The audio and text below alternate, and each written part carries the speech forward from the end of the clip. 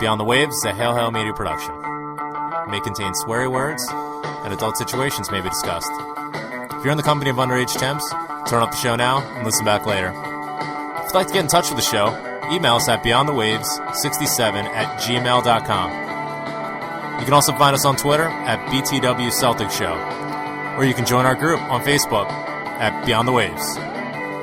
Hail Hail, and keep the faith.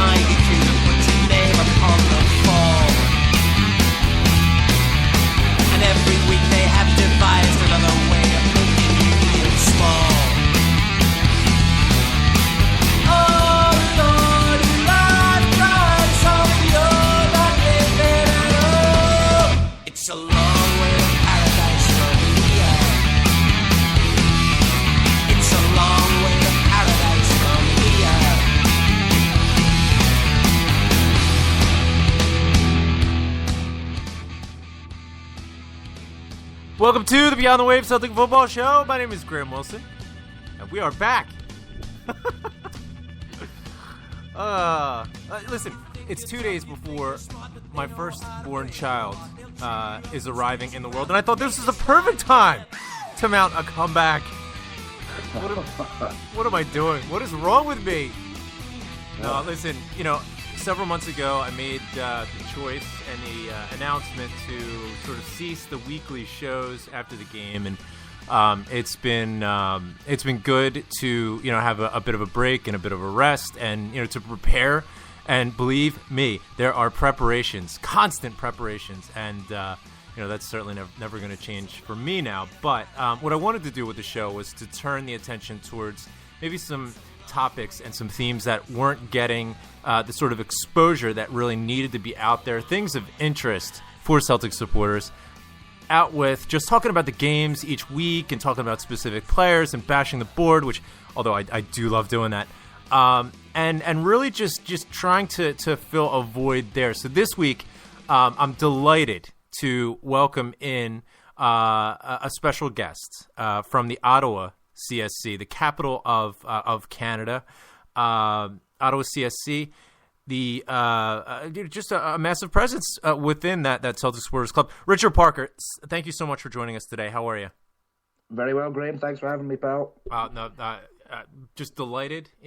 We've been trying to do this, I think, for several weeks now, and finally got a moment to do that. Tell us a little bit about yourself. I don't detect a Canadian accent or even a French Canadian accent. A French Canadian accent, I mean, let's be honest, that's just really like a German accent speaking broken English, I think. Just from what I hear. It's one of my favorite accents, don't get me wrong, but I'm sensing that it's not a French Canadian accent and it's not a Canadian accent. Where are you from? Just give us a bit about your background and how long you've been in Ottawa. For sure. Well, I'm certainly not French Canadian or Canadian. You're right there. I was born in Glasgow and lived there till I was a few years old. Then I moved down to Alexandria, which is right near Loch Lomond, and lived there till I was 20. And so I've been in Ottawa for nearly 8 years now. I met a Canadian girl in my local nightclub. Oh, lovely. And decided to come over with her. And didn't work out necessarily, but we're still good pals. And I've always been very happy here. I've been extremely lucky to, like, I work in the bank, so I get into a good line of work where you can work your way up and stuff. Superb, yeah. And obviously having the first thing I looked out when I came over here was the Celtic club. In fact, my first game here I remember was a 7 a.m. Old Firm. I don't know if you remember the game when Tommy Gravison scored like a volley at Ibrox. I think it finished 1 each. Yes, yeah. That was my first game here, so I just remember walking into this dank, like dark basement bar, the James Street pub, where we're still lucky enough to watch our games now. It's a really popular Ottawa bar, and we've got a great relationship with them. But I just remember walking in and seeing, about 30 Scottish people of various ages all sitting with pints at 7 a.m. and this is home. This is what it's all about.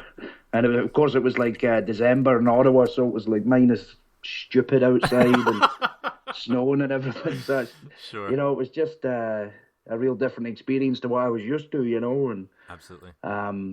Always had a great relationship with the guys there, and we have a lot of fun. So, and even out with Celtic, like the Celtic club, made a lot of amazing friends here, and I never regretted coming here for a second. You miss home and everything, but sure.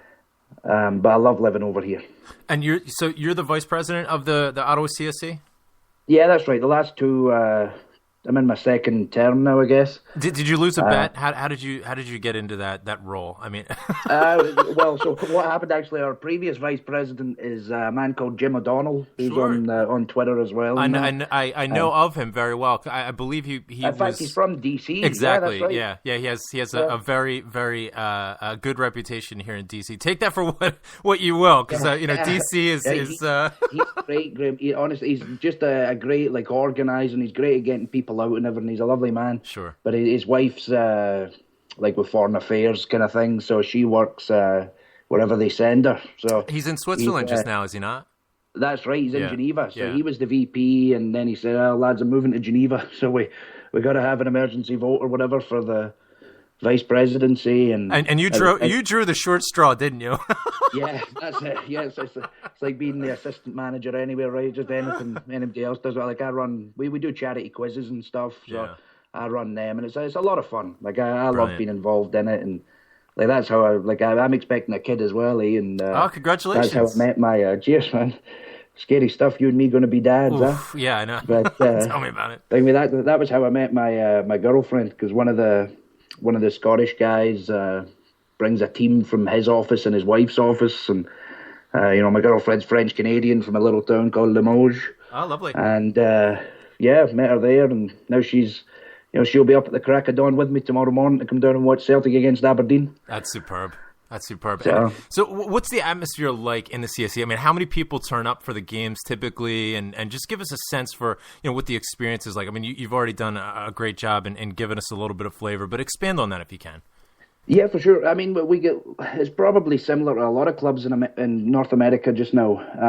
We get less people out, but we have a great atmosphere on game day. I mean, tomorrow morning, for example, there'll probably be maybe 7 or 8 people there. Yeah. Right, and it's the regulars, or the guys that have been going since, or the guys that have been involved with the club since it was formed 25 years ago. Yeah. And we have a lot of fun. Like they just wind each other up, and I always try and I've managed to get a bunch of my Canadian mates to come out whenever it's a later kick-off. Whenever you can guarantee them they'll get a pint, they tend to come out. We don't do the beers before hours anymore, but unfortunately. But whenever I can get my Canadian mates, I always say, look, you'll never have seen anything like this. It's true. Like you'll go into the basement of the pub and there'll be all these Scottish dudes shouting at a big TV, and you'll hear patter that you've never heard before, and taking the piss out of each other. My best mate here, Matthew. I got him to join the club as a member, and he runs the quiz nights with me. And Brilliant. He's just an Ottawa boy. He's all about the Senators and everything, but never really even watched football before. So, I find Celtic's a really easy sell to people on that. If you're a certain type of person with a certain mindset and view in the world, given how Celtic was formed, you can sell it to people, you know what I mean? So, no question about it. That's so true. I mean, it transcends any other club that you can introduce to people, to Absolutely. Native Canadians or Native Americans. It goes beyond, hey, look, we have a brilliant kid. Our kid is whatever. I mean, no, with that being said, we do have a brilliant kid. Let's not kid ourselves. Yeah. I mean, the green and white hoops and so on. But you're so right with the storyline behind the club. I mean, everybody, when you explain the history of Brother Walfrid and what the Irish Catholic community in Glasgow had to go up against, and they still go up against, for the past 125 years.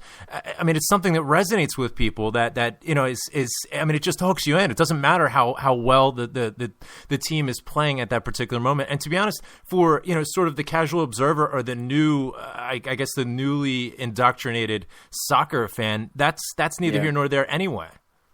No. I mean, it's quite funny. Like, I mean, obviously Canada is all about hockey, right? All about the ice hockey, and you quite often, like, obviously the big team up here is the Maple Leafs and the Canadians, and quite often from Leaf fans they'll say, "Oh well, I know all about supporting a big team. I support the Leafs." And I always have to kind of say, well, hang on a minute, why were the Leafs formed? Like, let's look at their history. They're just a franchise of the league. I mean, I know they were called Toronto St. Pats and whatever, but, it's just not the same in the North American sports, Right. Absolutely. They might have a huge fan base, but, you go to Scotland, you're not going to see people walking about with Maple Leafs jumpers on. No. Whereas go anywhere in the world with your hoops on and somebody will stop you. Well, I mean, especially considering, the Maple Leafs don't win shit. So, that's never going to carry, 47 years now or something.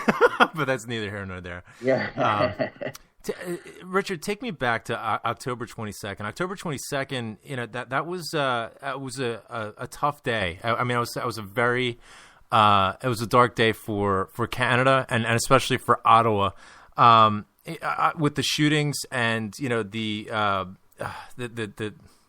tone of that day, I mean, it must have been an incredibly scary experience. I mean, especially given the fact that you yourself you're in the Ottawa area proper. Were you near Parliament? When the shootings took place?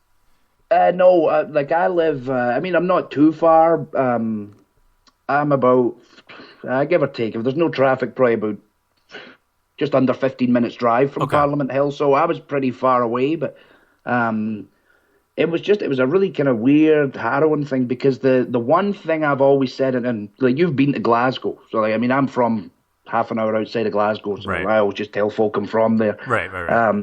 There's a lot of places in Glasgow, not least of all near Celtic Park, where you walk around and you don't necessarily feel safe unless it's a game day or whatever, but there's a lot of rough parts of Glasgow. The one thing in Ottawa is I've always felt safe. Yeah. No matter where you go, it's a great city. Like, if you get into trouble here, you probably deserved it. Like, if somebody punches you or something, you were probably asking for it, Whereas there's never random attacks or random murders or anything. Like, everything happens for a reason here. Trouble doesn't find you. It's exactly. Yeah. Like, you've got to be a special kind of asshole and be asking for it, kind of thing. Sure. But I remember, like, I went up to, like, there's a Starbucks, so 10 minutes walk away, and I went up there, and I was walking home, and this older lady stopped me, and she was like frantic.